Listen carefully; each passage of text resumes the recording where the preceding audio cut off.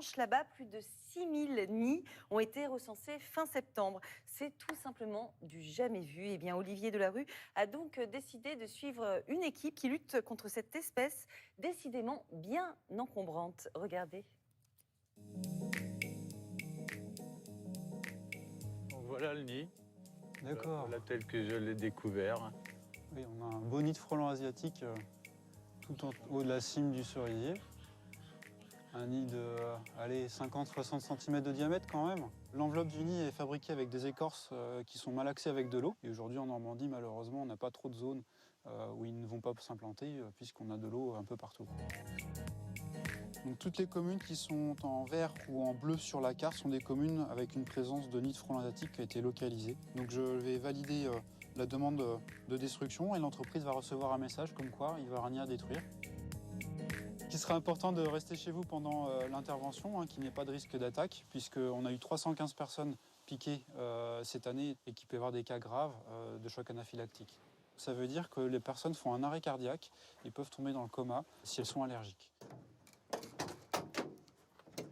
Alors là, ici, on va avoir un petit compresseur, une poudreuse et puis une perche avec un aiguillon. Donc là, je suis en train de fixer l'aiguillon. L'aiguillon, il va percer le nid.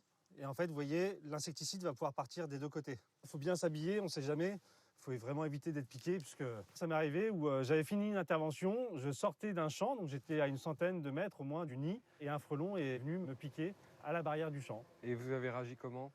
Là, pour le coup, moi, je suis allergique, donc effectivement, j'ai pas bien réagi. J'ai été à l'hôpital, et maintenant, j'ai des piqûres si jamais ça devait arriver de nouveau. Le but pour nous, c'est de détruire et la reine qui est présente dans le nid, mais aussi surtout toutes les reines qui vont être là l'année prochaine, puisque chaque reine va produire 10 à 20 000 frelons l'année prochaine.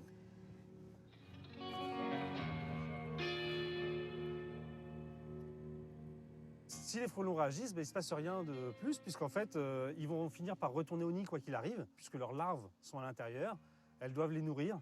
Donc voilà, le nid va finir par se détruire quoi qu'il arrive. L'insecticide va finir par les tuer. On les aime pas du tout. Je prendrais bien un petit café, moi, et l'addition. Enfin non, surtout le café, parce que l'addition, c'est un